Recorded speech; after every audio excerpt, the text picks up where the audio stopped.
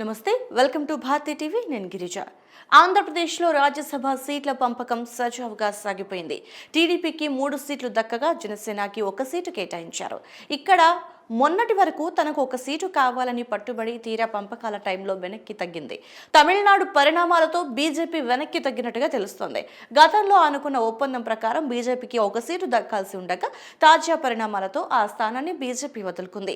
గతంలో 1 సీటు బీజేపీకి, మరొకటి జనసేనకి, మిగిలిన 2 టీడీపీకి ఇవ్వాలని భావించారు. కానీ ఇప్పుడు బీజేపీ తన క్లెయిమ్ని ఉపసంహరించుకోవడంతో టీడీపీ లాభపడింది. ఏపీ రాజ్యసభ సీటు విషయంలో బీజేపీ వెనకడుగు వేయటానికి ప్రధాన కారణం అన్నామలై. అవును, అన్నామలై బీజేపీకి రాజీనామా చేయకుండా ఉండుంటే ఈ రోజు ఆంధ్రప్రదేశ్ నుంచి పెద్దల సభకి వెళ్లేవారు. అయితే అధిష్టానంలో ఉన్నటువంటి భేదాల కారణంగా అన్నామలై బీజేపీకి రాజీనామా చేశారు. ఈ విషయం గురించి ఆయనే స్వయంగా మీడియాకి చెప్తూ త్వరలో రాజకీయ పార్టీ ప్రారంభిస్తానని, రాబోయే పార్లమెంట్ ఎన్నికల్లో అన్ని స్థానాల్లోనూ తన పార్టీ పోటీ చేస్తుందన్నారు. అయితే ఈ ఊహించని షాక్తో బీజేపీ డీలా పడింది. ఏపీ రాజ్యసభ సీటు విషయంలో వెనక్కి తగ్గింది. ఆ సీటును పొత్తు ధర్మంలో భాగంగా కూటమికి నేతృత్వం వహిస్తున్నటువంటి టీడీపీకి వదిలేసింది. దీంతో 4 రాజ్యసభ స్థానాల్లో టీడీపీ 3, జనసేన 1 పంచుకున్నాయి. రాజ్యసభ సభ్యుల ఎంపికలో టీడీపీ సామాజిక సమీకరణాలతో పాటు ప్రాంతీయ సమీకరణాలు కూడా పాటించింది.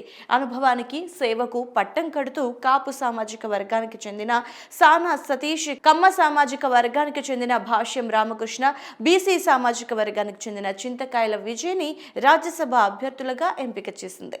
ఇందులో భాగంగా ఇప్పటికే రాజ్యసభ సభ్యుడిగా కొనసాగుతున్న సానా సతీష్ కి మరోసారి అవకాశం కల్పించారు.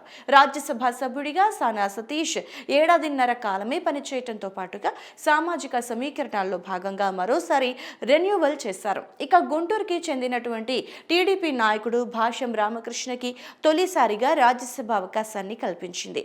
2024 ఎన్నికల ముందు ఆయనకి గుంటూరు పార్లమెంట్ టికెట్ దక్కుతుందని విస్తృతంగా ప్రచారం జరిగినప్పటికీ ఆ సమయంలో అవకాశం అయితే రాలేదు. అయితే పార్టీ కోసం ఆయన చేసిన సేవలను గుర్తించిన అధిష్టానం ఇప్పుడు రాజ్యసభకి పంపించాలని నిర్ణయించింది. కాగా 3వ అభ్యర్థిపై సీఎం చంద్రబాబు సుదీర్ఘ కసరత్తు చేశారు. బీసీలకి ఈ సీట్ ఇవ్వాలని భావించారు. పలువురు ఆశావహులు రేసులోకి కూడా వచ్చారు. చివరి నిమిషం వరకు ఎవరికి ఇవ్వాలనేది సంక్లిష్టంగా మారిపోయింది. చివరికి ఉత్తరాంధ్రకి చెందినటువంటి బీసీకి ఇవ్వాలని నిర్ణయించడంతో చింతకాయల విజయ్ పేరు చివరికి ఖరారు చేశారు.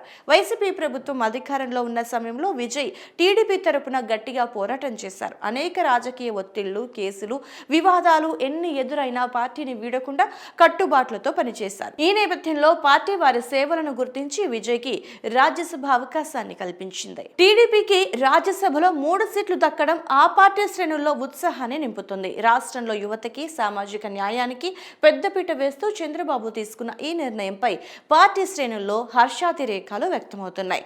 రాబోయే రోజుల్లో పార్లమెంట్లో రాష్ట్ర ప్రయోజనాల కోసం ఈ 3 నేతలు గళం విప్పుతారని విశ్లేషకులు భావిస్తున్నారు. టీడీపీ 3 సీట్లని కైవసం చేసుకోవడం ద్వారా ఢిల్లీ స్థాయిలో చంద్రబాబు తన రాజకీయ పరపతిని మరింత పెంచుకున్నారని పలువురు చెప్తున్నారు. పార్టీ కోసం కష్టపడిన విధేయత, సామాజిక సమీకరణాలు, యువ నాయకత్వానికి పెద్దపీట వేస్తూ ఈ నిర్ణయం తీసుకున్నట్లుగా వెల్లడించారు.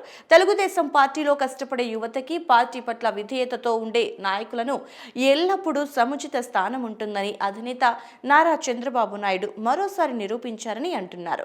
రాజ్యసభ సీట్ల సర్దుబాటులో కేవలం పదవుల పంపకం మాత్రమే కాకుండా పార్టీ గడ్డు కాలాన్ని ఎదుర్కొంటున్నప్పుడు వెన్నంటి నడిచిన వారికి తగిన గుర్తింపు లభిస్తుందనే బలమైన సందేశాన్ని పార్టీ వర్గాలకి చంద్రబాబు పంపారని పేర్కొంటున్నారు.